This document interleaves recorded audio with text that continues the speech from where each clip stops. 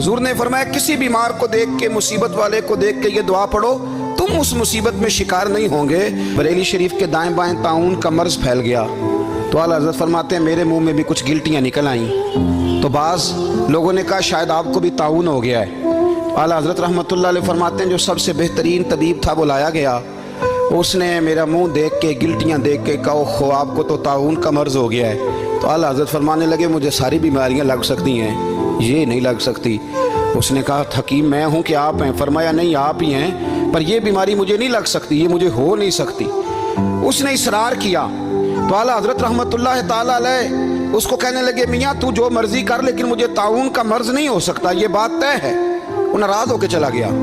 अब ताउन की जो गिल्टियाँ होती थी ना वो बड़े बड़े महीनों नहीं जाती थी, तकलीफ़ रहती थी। आला हज़रत कहते मैंने उसी रात ना थोड़ी सी काली मिर्चों का सफ़ूफ बनाया और मिसवाक में रख के जब मुंह के अंदर